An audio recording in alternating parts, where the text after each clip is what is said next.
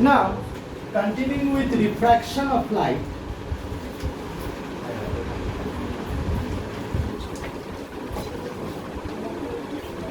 refraction, as we have already learned, is the phenomena of bending of light, is the phenomena of bending of light when it travels from one particular medium to another. And if this is the phenomena, we have already learned that the reason behind this phenomena is that the speed of light changes, either increases or decreases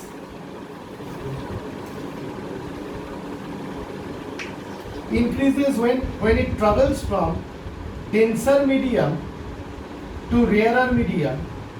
It increases, and when it travels from rarer medium to denser medium, it decreases. The speed of light changes when it travels from one medium to another. Now, this is the reason why refraction of light occurs. Okay, we have learned about the wave nature of light, and we have learned, considering the wave nature of light, that why it bends and how it bends, how the speed decreases, and how due to the decrease of the speed there is an observation that the light ray bends. Is this clear to you? We have in our previous class also understood that if it travels from a denser medium to a rarer medium, for example, if it travels from oil to air, suppose, then if we consider a normal, then if there is an incident ray, and this is the point of incidence, it will always bend away from the normal. Right or wrong? And we have already understood in our previous video that why it appears to be like this. That it bends away from the normal. You remember the wave fronts falling and all? The wave front traveling much more faster in this medium and then becoming slower in the above medium. And just the opposite happens if it travels from a denser medium or rarer medium to denser medium. Suppose the rarer medium air is there.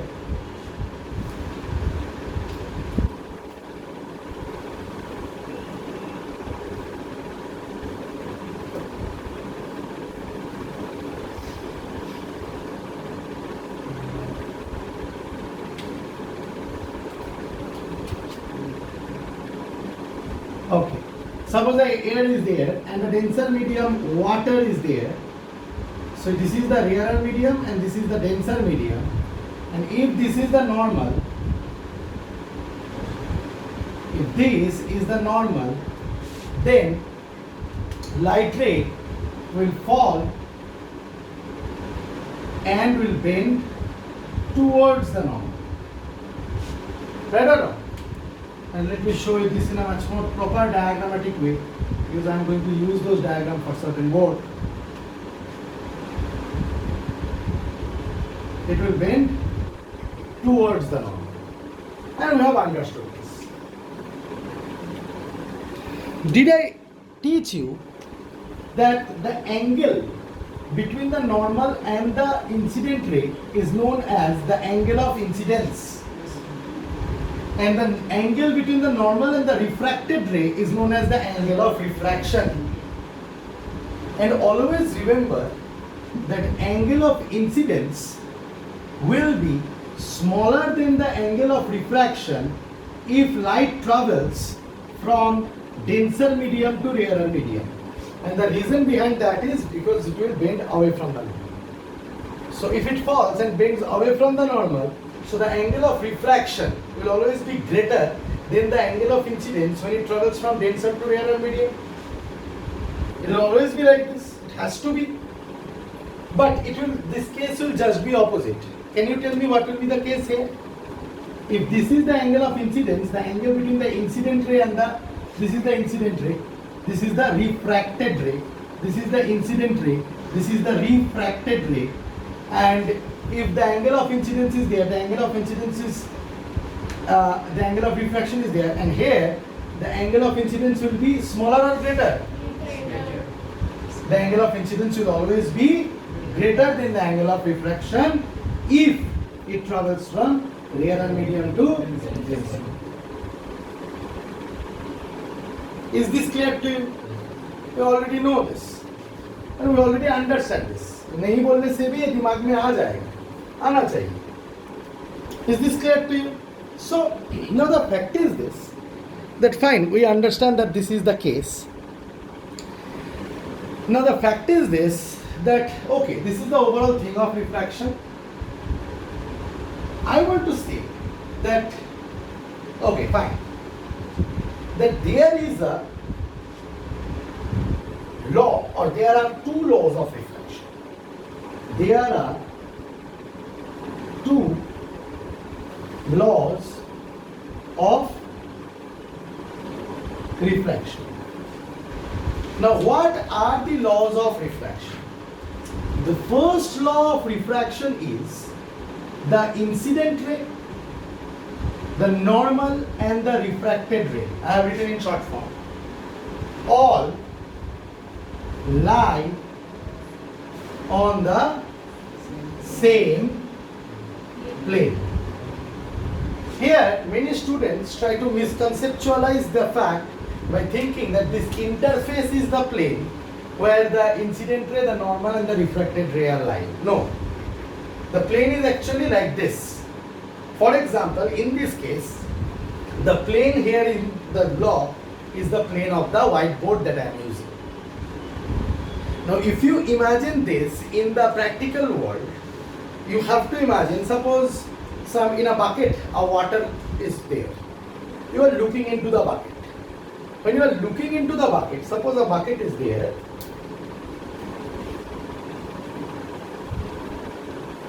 And in the bucket, it is filled with water. Okay, clear water. So if you look into the bucket, now when light ray will enter in the bucket, it will definitely bend towards the normal, yes or no? Why? Because air is much more rarer medium than that of water. Air is much more rarer medium than that of water. Now if it is so that air is rarer medium than water, then this incident ray, this normal and this refracted ray, all are lying on the same plane. There is this plane, you can imagine a particular plane, on this plane they lie. Then suppose a bucket of water is there, how many perpendicular planes do you think can you put inside the bucket? Infinite imaginary planes. Suppose think of very thin sheet of paper. The plane in question here, or the plane in the statement here, right here, is even thinner than the thin sheet of paper. 1,000 times thinner. Are you getting my point? So you think about the thin sheet of paper. How many thin sheets of paper can you put in? Infinite number of thin sheets of paper. In this way, maybe. In this way, maybe. In this way, maybe. Diagonally, parallelly, perpendicularly. Many ways you can put lots of imaginary planes. Now think that when light ray travels and enters, you will, if you think of one particular light ray, which is lots of light rays are entering. Millions and millions of light rays are entering, and millions of light rays are getting refracted and entering inside the water in the bucket. But if you think of one particular light ray, that one particular light ray will come and fall, okay, on a point on the water surface, which is also the interface, and will bend and go in. Now that light ray, the normal and the incident ray and the refracted ray all lie in the thin imaginary single plane. It will not be that if you think about 1,000 such planes lying parallelly. It will not be the case in any way possible that a light ray will come through one plane, the perpendicular will be in a different plane or a different point. That point I am talking about where the point of incidence where the light ray has hit. Okay, and the refracted ray will go somewhere in other plane. No, it will not be the case. It will always remain in the same plane. If by any way you can trace those, okay, you will always obtain the incident ray, the normal and the refracted ray in a single sheet of paper. Definitely will obtain. It will not move away from a particular plane. So that is what they try to mean here. The incident ray, the normal, the refracted ray all lie in the same plane. Is this clear to you? Second law is interesting, tricky, and important also. Second law states, I forgot what does it state. Wait, let me think. It states, is also known as Snell's law.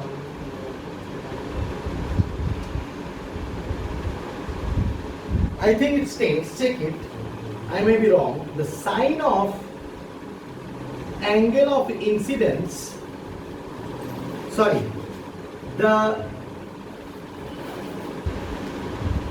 ratio of the sine of the angle of incidence to the sine of angle of refraction is the ratio of the sine of the angle of incidence to the sine of the angle of refraction is constant for a given pair of media. Check to Same words. same words. What are you making me say? The ratio of the sine of the angles of incidence and transmission is equal to the ratio of the refractive index of the which is known as refractive index. Anyway, in your book it is an exact match. Yes, sir. Thank you. Okay. But do you believe that I have not memorized it? Then how did I write perfectly perfect? You want to be like this? You don't want to be like this. So without memorizing, how did I write? You wrote the book. Huh? What? I rectifying the book. I Wrote the book. I wrote the book. No, I didn't write the book. See, the writer's name is different. However, I am planning to write a science book. If you have any contact with any publisher, you can tell me. Okay. I am planning to write such a science book that one science book will be enough. You don't have to buy any question bank. You don't have to buy anything. You will open that science book. You will read the chapter. You will do the exercise. Done. No book in the world can supplement that. अच्छा और ज़्यादा कर दो. हमको सब पता है एक book enough है. ठीक है. I am planning to write such kind of book. I don't know. It will take time. Anyway, that is different. दूसरे बात पे मत ले जाओ मेरे को. तो ये है. अब बात क्या है? हमारा काम क्या है? इसको समझना है. Right or not? इसको समझना है. अच्छा, सबसे पहली बात कि तुम लोगों को ये क्यूरियोसिटी हो रहा है कि कैसे मैंने बिना रट्टा मारे इसको एग्जैक्टली लिखा. ये क्यूरियोसिटी हो रहा है. क्या करता हूँ, देखो फिजिक्स में ये किया जा सकता है. अगर तुम कॉन्सेप्ट को एग्जैक्टली जैसे फिजिक्स तुमको बताना चाह रहा है, समझाना चाह रहा है, अगर उसको एग्जैक्टली समझो कि exactly this is what is the meaning of this concept. ठीक है, तो उसको बंगाली में, बिहारी में, हिंदी में, मराठी में, जो भी लैंग्वेज तुमको आता है उस लैंग्वेज में अपने दिमाग में सेट कर लो और फिर उसको ट्रांसलेट करो. आई बेट सही बैठेगा ही. ईज आर एम में थोड़ा ग्रामेटिकल में इधर उधर हो सकता है. अगर इंग्लिश स्ट्रांग नहीं है तो इधर उधर हो सकता है, अगर इंग्लिश स्ट्रांग है तो एग्जैक्ट है। ठीक है, करना क्या होता है? करना कुछ नहीं होता है, करना ये होता है कि आप लोगों को कॉन्सेप्ट को एकदम टक टक जैसा है वैसा ही समझना पड़ेगा, तब जाके मजा आता है। देखो कोशिश करता हूं, the ratio of the sine of angle of incidence, मतलब देखो सेकेंड लॉ अगर मैं समझाऊं तो सेकेंड लॉ कुछ ऐसा बोलता है कि ये एंगल ऑफ इंसिडेंस आई है, ये angle of incidence refraction r है। सबसे पहले तो मैं एक चीज तुम लोगों को बताना चाहता हूं कि तुम लोगों को तो ये तो पता है ना साइन थीटा क्या होता है। ट्रिग्नोमेट्री में साइन थीटा का मतलब होता है अगर तुम एक perpendicular right angle triangle draw करोगे और कहीं पे थीटा एंगल लोगे तो उसका साइन थीटा का मतलब हुआ परपेंडिकुलर बाय राइट और रॉन्ग। एक परपेंडिकुलर होता है, हाइपोटेन्यूज होता है, एक बेस होता है, परपेंडिकुलर बाय हाइपोटेन्यूज करने से साइन थीटा आता है। इतना तो सबने सीखा है, ट्रिग्नोमेट्री मैंने ऑलरेडी कंप्लीट करा दिया है कि नहीं? तो ये हो गया तुम्हारा साइन थीटा। अच्छा, तुमको क्या लगता है, तुम ट्रायंगल को नोटिस करो तो इस यहाँ पे सोचो मैंने ऐसा एक ट्रायंगल ड्रॉ किया,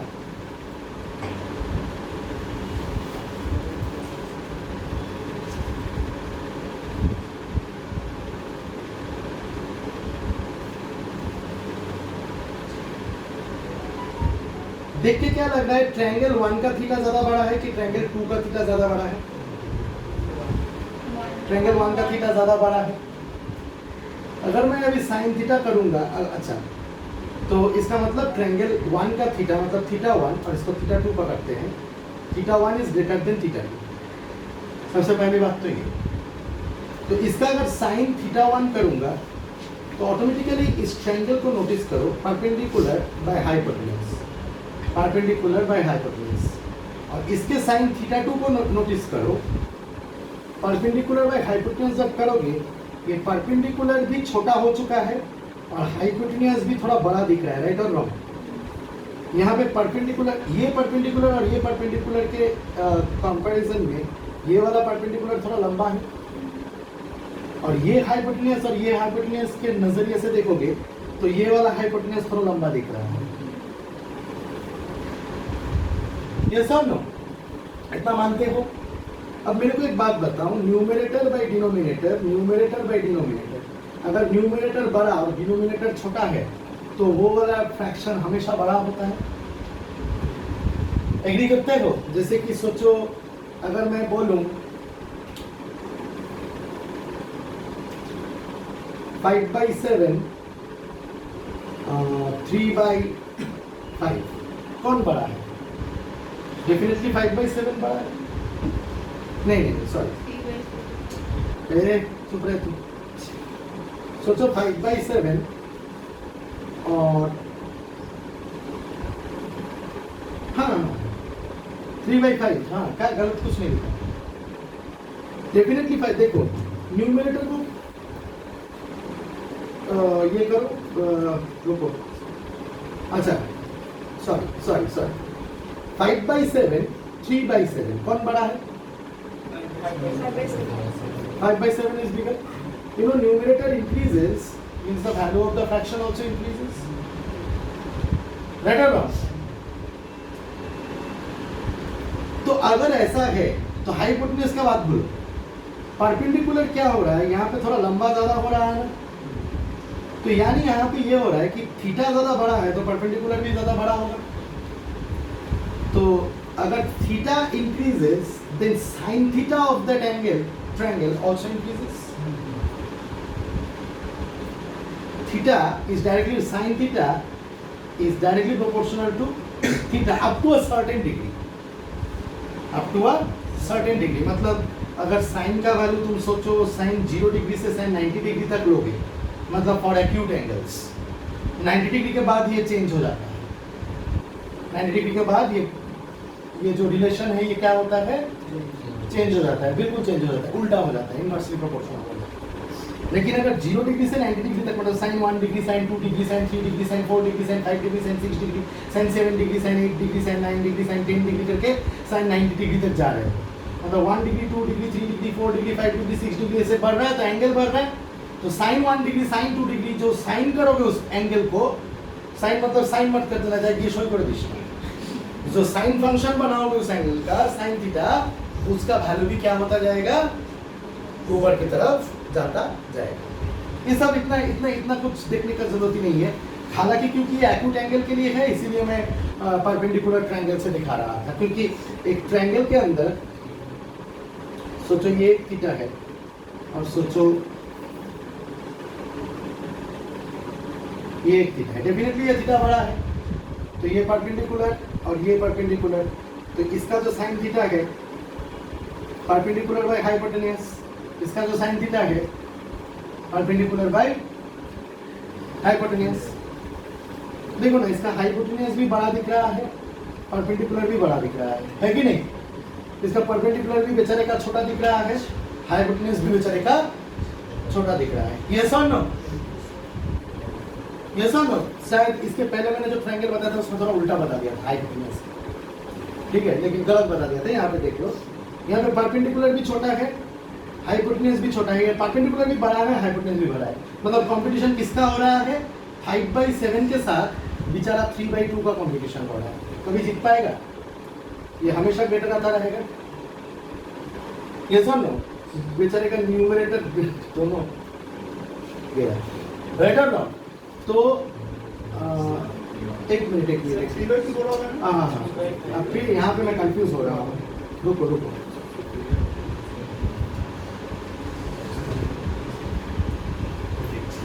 एनीवे, इस कॉन्सेप्ट को छोड़ो, यहाँ पे थोड़ा मेरे को अभी टाइम नहीं है, मुझे थोड़ा सोचना पड़ेगा, इस कॉन्सेप्ट को छोड़ो। इतना तो समझ रहे हो ना कि परपेंडिकुलर यहाँ पे बड़ा हो रहा है, यहाँ पे परपेंडिकुलर छोटा हो रहा है, तो डेफिनेटली साइन थीटा का वैल्यू बढ़ेगा तो थीटा का भी वैल्यू, सॉरी थीटा का वैल्यू बढ़ता रहेगा तो साइन थीटा का वैल्यू भी ऊपर की तरफ जाता रहेगा। Are you getting my point? Sine theta का वैल्यू क्या होगा? ऊपर की तरफ उठता रहेगा, it will keep on increasing sine theta का वैल्यू। कब तक? 0 to 90 तक, जब तक थीटा एक्यूट रहेगा। जब तक थीटा क्या रहेगा? एक्यूट रहेगा। याद रखना इस चीज को, जब तक थीटा एक्यूट रहेगा तब तक साइन थीटा क्या होता रहेगा? बढ़ता ही रहेगा। Is this clear to you? समझ में आया?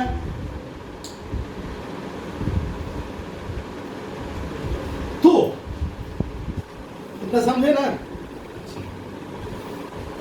अब देखो, अब इसको मैं मिटाता हूं, ये कॉन्सेप्ट घुस गया ना दिमाग में?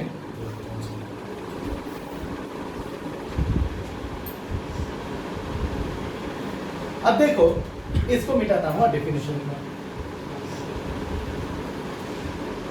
अब देखो क्या बोला है? The ratio of the sine of the angle of incidence, मतलब sine of I. Sir sine क्यों लिया, कॉस क्यों नहीं लिया, टेन क्यों नहीं लिया, कॉट क्यों नहीं लिया? साइन इसलिए लिया क्योंकि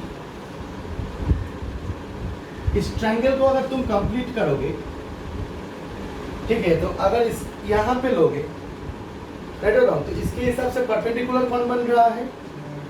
ये वाला लाल लाइन। हाइपोटेन्यूज कौन बन रहा है?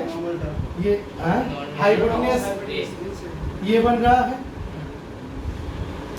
राइट और रॉन्ग? अच्छा, एक चीज नोटिस करो,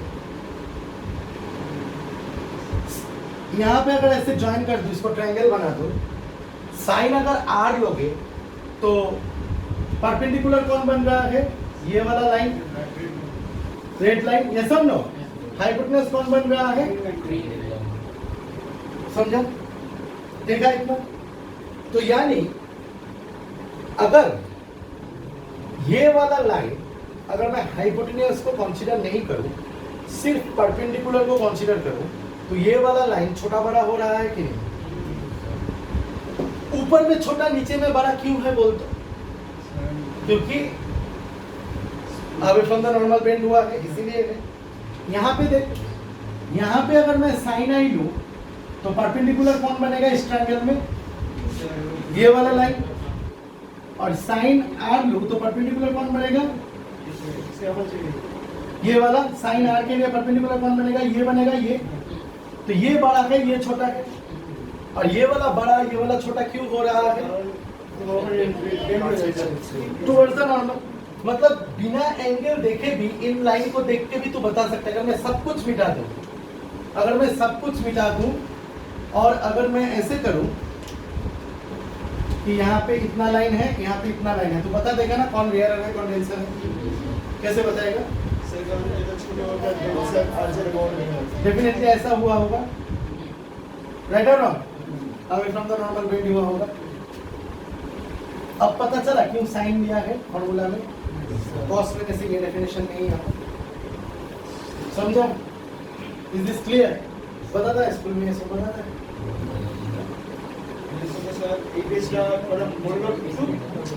सुन, समझा इतना? इतना समझा? क्लियर ना? तो sine i divided by sine r will be equals to sin I divided by sin R will be equals to constant होगा। It will be a constant, it will be a given constant. I mean ये कभी change ही नहीं होगा given pair of media के लिए। क्या बताना चाह रहा है? सबसे पहले इतना समझ में आया कि sin I by sin R क्यों किया? क्यों किया बोल तो? ताकि पता चले कि actually sine i by sine r करने का मतलब ये हो रहा है कि इन दोनों का रेशियो निकाल रहा है इनडायरेक्टली, कितना बड़ा कितना छोटा हो रहा है, राइट और रॉन्ग? इनडायरेक्टली क्या कर रहा है? इसका और इसका रेशियो निकल रहा है, इसका रेशियो निकल रहा है, दोनों का रेशियो निकल रहा है इनडायरेक्टली। इसका रेशियो निकल रहा है इनडायरेक्टली, इन दोनों का रेशियो निकल रहा है। लेकिन वो डायरेक्टली नहीं करके, क्योंकि इसका तो कोई मतलब नहीं बनता है, तुम प्रैक्टिकली ये ड्रॉ नहीं कर पाओगे, प्रैक्टिकली जिसको नाप पाओगे वो है ये, प्रैक्टिकली नहीं। हाँ, नापा जा सकता है, मतलब ये एक मतलब क्या बोलते हैं, एक डिफाइंड आइडिया होता है कि इसको क्या नापेगा वे, इसको नापे। Are you getting my point? अब एक बात सुनो, साइन देख, आई जितना बड़ा होगा साइन आई भी उतना ही बड़ा होगा। क्यों? क्योंकि देख यहाँ पे आई बड़ा है तो साइन आई इसलिए बड़ा है क्योंकि परपेंडिकुलर के लेंथ भी बड़ा है, और साइन आई मतलब परपेंडिकुलर बाय हाइपोटेन्यूज। ये समझ लो। आर जितना बढ़ेगा साइन आर भी उतना ही बढ़ेगा, राइट और रॉन्ग? आई अगर घटेगा तो साइन आई भी, आर अगर घटेगा तो साइन आर भी। इतना तो क्लियर है, इतना तुम लोगों को क्लियर है? पूरा समझ में आ गया? अच्छे से समझ में आ गया? अब क्या बोलना चाह रहा है? अब बोलना चाह रहा है कि अच्छा, अगर इतना समझ में आ गया तो अब देखो वो क्या बोलना चाह रहा है। इसको मिटाता हूं।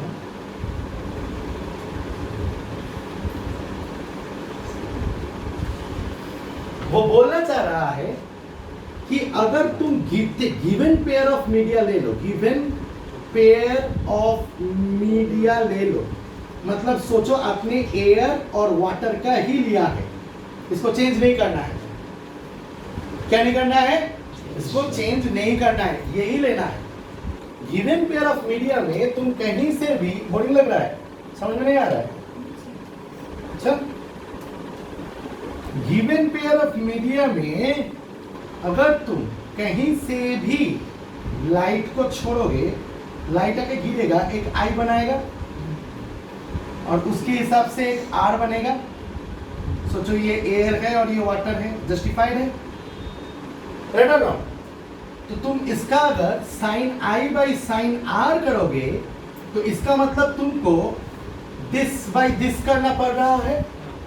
इसका मतलब तुमको एक्सटेंट ऑफ रिफ्रैक्शन मिल चुका है। This actually tells you, this ratio tells you the extent of refraction.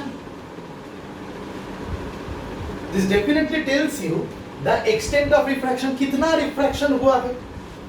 ये वैल्यू हम लोगों को बताता है। जैसे 500 में कितना मिला रे सर? 70 मिला, ठीक है। उस क्या नाम है तेरा? श्रेष्ठा को 500 में 70 मिला, ठीक है। सोनाली को 500 में 90 मिला, ठीक है, दिशा को 500 में 485 मिला, विभूति को 500 में 05 मिला। ठीक है, तो ये मार्क्स देख के तू रिलेटिवली जज कर सकता है कि कौन अच्छा स्टूडेंट है कौन बुरा स्टूडेंट है। मार्क्स से कभी स्टूडेंट जज नहीं होता है, जस्ट बोल। हम लोग किसी चीज का रेशियो ऐसे भी जज करते हैं, या फिर ऐसे भी कभी कभी जज कर लेते हैं कि सोच, तुषार का एग्जाम 500 में हुआ, लिटन का एग्जाम 450 में हुआ, तेरा एग्जाम 300 में हुआ, तुषार को 457 मिला, लिटन को 398 मिला, और तेरे को 234 मिला। अब मेरे को अगर जानना है कि कौन तुम लोगों में अच्छा स्टूडेंट है, या किसको ज़्यादा मिला, या परसेंटेज किसका हाई है, मेरे को इसका कंपैरिजन, दोनों का कंपैरिजन करना पड़ेगा। दिस ऑन दिस, अगर ये नीचे वाला देता ही नहीं और तेरे को पता होता कि अलग अलग मार्क्स में हुआ है, तो कोई भी कंपैरिजन में आ सकता नहीं, आ सकता था। तो तुझे पता है अलग एग्जाम है, अलग फुल मार्क्स, कंपैरिजन में तो आ ही नहीं पता था। ठीक उसी तरह जब हम लोग sine i by sine r करते हैं, तो इसका मतलब हम लोग एक्चुअली आई बाई आर को कंपेयर करने की कोशिश कर रहे हैं कि आई आर के रिस्पेक्ट में कितना बड़ा है या कितना छोटा है। आई आर के रिस्पेक्ट में how much big it is और how much small it is. Actually when we compare marks, what we compare, 500 by 75 by 500, 73 by 490।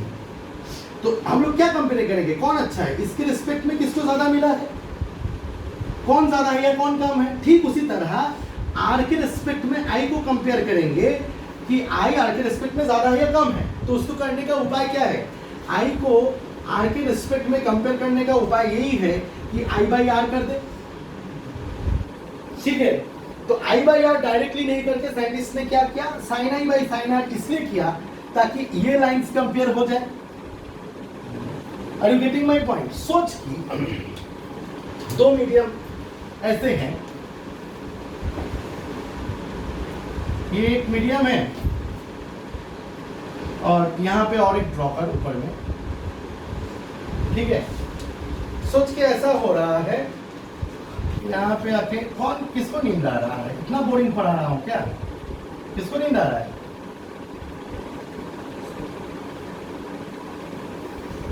सो ये आई है, ये आई है, ये आर है, ये आर है। तो यहाँ पे ये मतलब ये सब अगर मिटा दूं, सॉरी ये सब अगर मिटा दूं, तो इसके रिस्पेक्ट में ये कितना बड़ा हुआ है और इसके रिस्पेक्ट में ये कितना बड़ा हुआ है। अगर आंखों से दिख रहा है, अरे इसके रिस्पेक्ट में तो ये ज्यादा बड़ा हुआ है, मतलब यहाँ पे रिफ्रैक्शन ज्यादा हुआ है। तो इसको बैक प्रोसेस में सोच, यानी आई बाई आर को अगर कंपेयर कर दूं, यानी sine i by sine r को अगर कंपेयर कर दूं मैं, तो इसका जो वैल्यू आएगा, आंसर आएगा, वो मेरे को बताएगा कि what is the extent of refraction that has awkward, how much bending has awkward. It is actually a measurement of the bending. Refractive, इसी चीज को रिफ्रैक्टिव इंडेक्स भी कहते हैं, इसी चीज को रिफ्रैक्टिव इंडेक्स भी कहते हैं। Are you getting my point? How much is the extent of bending? ये बताया, this is what it is saying. Are you being able to make myself clear? हाँ? तो हम जब sin i by sin r करते हैं, तो हम लोगों को मिल जाता है extent of bending। जैसे कि बहुत एक सिंपल सा एग्जांपल देता हूँ। जैसे कि सोच, जब रेयरर मीडियम, ये क्या था, डेंसर मीडियम से रेयरर मीडियम में जा रहा था, ये क्या हो रहा था, रेयरर में से डेंसर जा रहा था। यहाँ पे I is always smaller than R, तो definitely sin I will be smaller than sin R, क्योंकि मैंने सिखाया है एंगल बड़ा छोटा यानी साइन भी एंगल बड़ा छोटा, ये सिखाया मैंने, दिक्कत नहीं होना चाहिए इसमें। गुल हो गया बत्ती, बहुत हार्ड लग रहा है क्या, बहुत हार्ड लग रहा है। किस किस को ये चीज हार्ड लग रहा है, सच बताओ। कुछ नहीं करूंगा, कुछ डांटूंगा वाटूंगा नहीं, किस किस को हाथ रखना है, समझ में नहीं आ रहा है बताओ। ईशान एंड आदित्य एंड देवारू एंड कुछ भी समझ में नहीं आ रहा है, ठीक है सुनते रहे। तो क्या बता रहा था मैं? हाँ तो sine i is less than sine r, और यहाँ पे क्या होगा? Sine i is greater than greater. तो अभी तेरे को क्या मिलेगा? Sine i divided by sine r is less than 1। इसको जस्ट नीचे लाया हूं, और यहाँ पे क्या मिलेगा? Sine i divided by sine r is greater than 1 मिलेगा। तो देखा ये क्या है? एक रिफ्रैक्टिव इंडेक्स है, एक कंपैरिजन है जो लेस देन 1 करके बता रहा है कि यहाँ पे जो रिफ्रैक्शन हुआ है, amount of refraction, amount of bending is less than 1। यहाँ पे amount of bending is greater than 1, मतलब यहाँ पे ज्यादा रिफ्रैक्शन हुआ, यहाँ पे कम। ऐसा कुछ बताने का, कन्वे करने का कोशिश कर रहा है तुम लोगों को, राइट और रॉन्ग? इसमें मैं फिर से बात में आता हूँ, थोड़ा ये इधर फिर से समझा देता हूँ, मैं इसको मिटाता हूँ।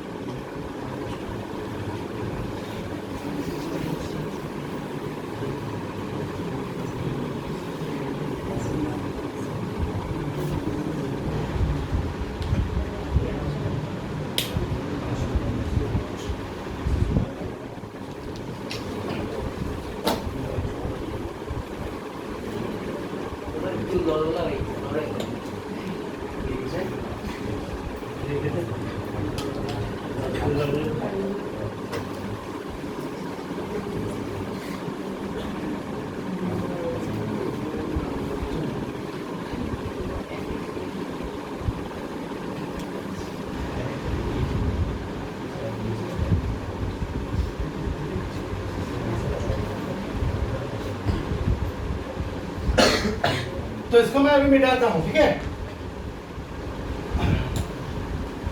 एक चीज देख, सोच कि यहां पे एक एयर है और यहां पे डायमंड है, दो अलग मीडियम। नॉर्मल मैंने पहले से ड्रॉ करके रखा हुआ है, लाइट रे आया towards the normal bend करेंगे because diamond is a much more denser medium, yes or no? So this is I, this is R. So I and R, so sin I divided by sin R, कुछ एक value तेरे को मिलेगा, you will get some value, ठीक है? And we can very well see that I is here greater than R, yes or no? I is greater than R. फिर और एक मीडियम सोच कि फिर और एक मीडियम सोच, और ऐसा आया, ये भी टुवर्ड्स द नॉर्मल बेंड किया।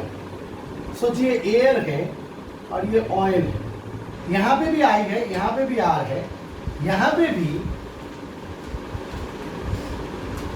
I is greater than R. So sin I by sin R will have a value. Now tell me,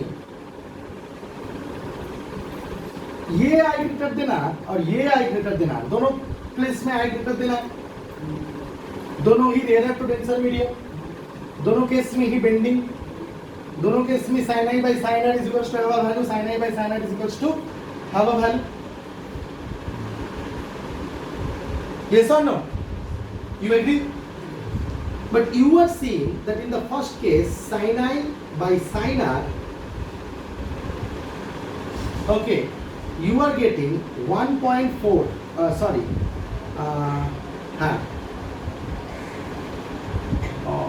2.4, suppose. And in this case, sin I by sin r का value you are getting 1.4. ठीक है? So you are concluding, अरे sir, sin I by sin r is value 2.4, sin I by sin r is value 1.4. दोनों case में bending हुआ है.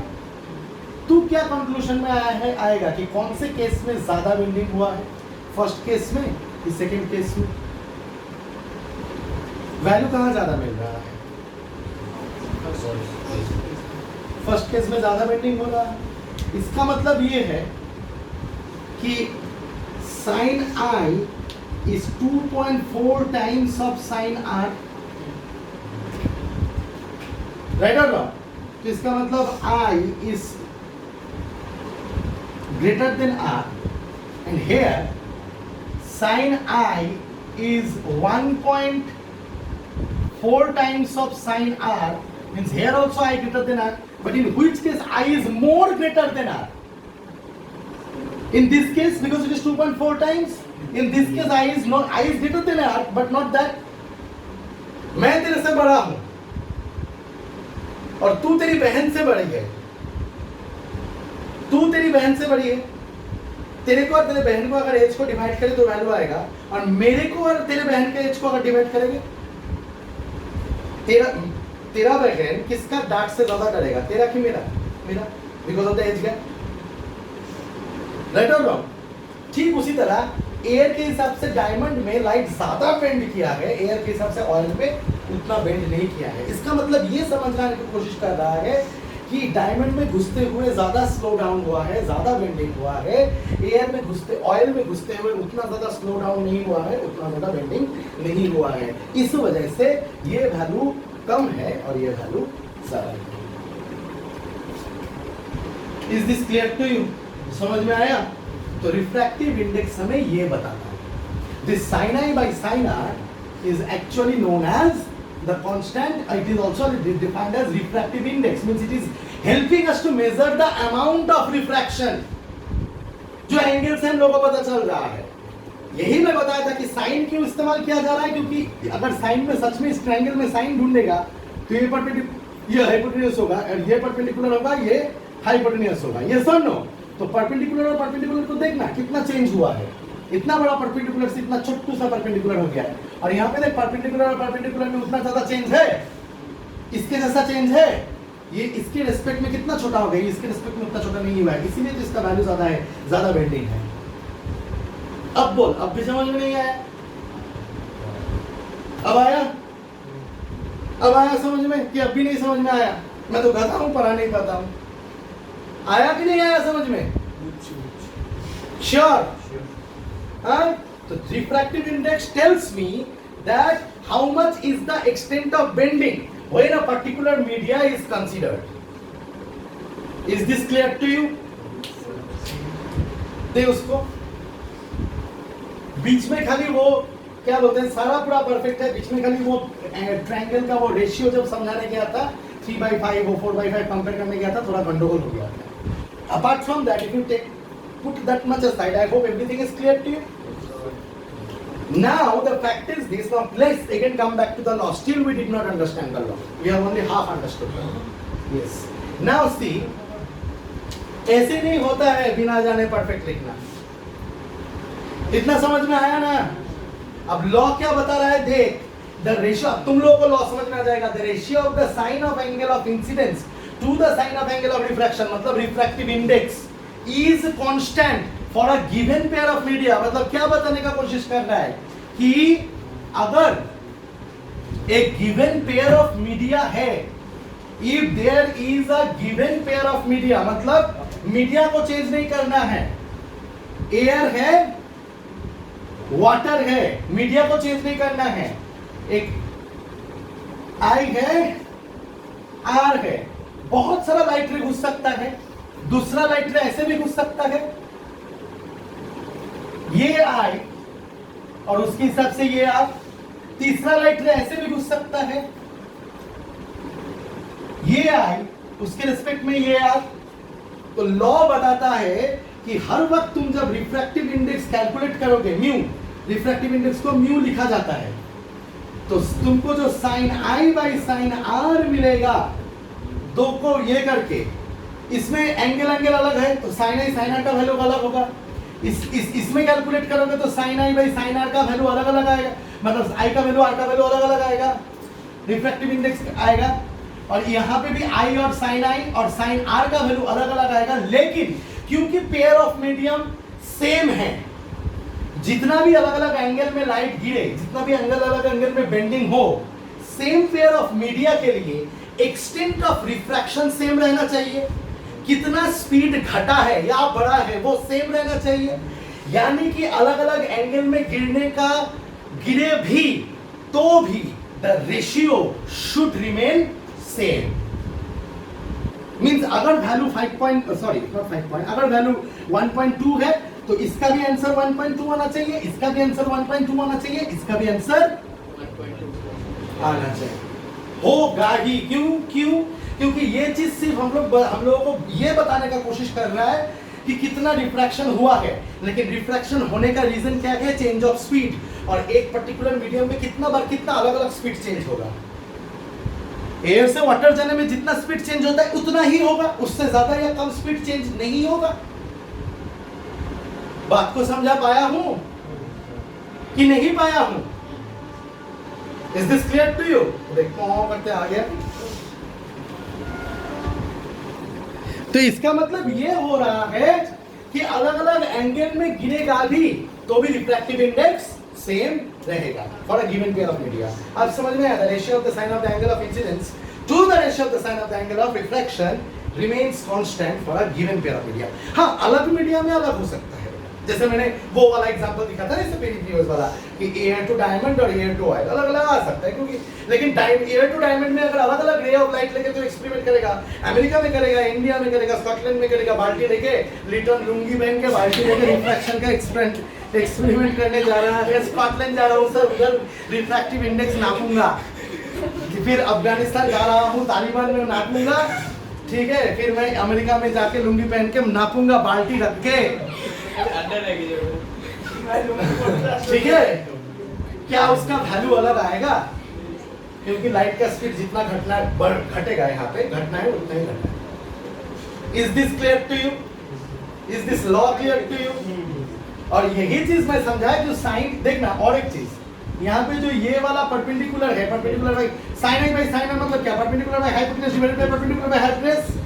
ये perpendicular by hypotenuse और ये परपेंडिकुलर बाय हाइपोटेन्यूज, ये सुन लो। तो हाइपोटेन्यूज कैंसिल कर, छोड़, सोच की इक्वल है, ये मत सोच। परपेंडिकुलर को कंसीडर करना, देखना परपेंडिकुलर बड़ा, परपेंडिकुलर छोटा हुआ है, बड़ा से छोटा हुआ है, बड़ा से छोटा हुआ है, लेकिन कितना छोटा हुआ है? रिस्पेक्टिवली कितना छोटा हुआ है? रिस्पेक्टिवली सेम ही छोटा हुआ है, क्योंकि सेम मीडियम में है। ये चीज अगर अलग में होता, अलग मीडियम में होता तो रिस्पेक्टिवली उतना छोटा नहीं होता, अलग आता। तो साइन क्यों लिया गया है वो समझ में आया? Sine i by sine r क्यों किया गया है, डिवाइड क्यों किया गया है, वो सब साइन क्यों लिया गया है ये तो समझ में आ गया होगा। इसको कंसीडर करना है कि लाइन बड़ा छोटा हो रहा है कि नहीं, लेकिन वो देखा नहीं जाता है, एंगल के हिसाब से कंपेयर करेंगे। एंगल को डिवाइड क्यों किया? कंपेयर करने के लिए। और ये हम लोगों को रिफ्रैक्टिव इंडेक्स बताता है और लॉ हम लोगों को समझ में आ चुका होगा। Is this clear to you? देख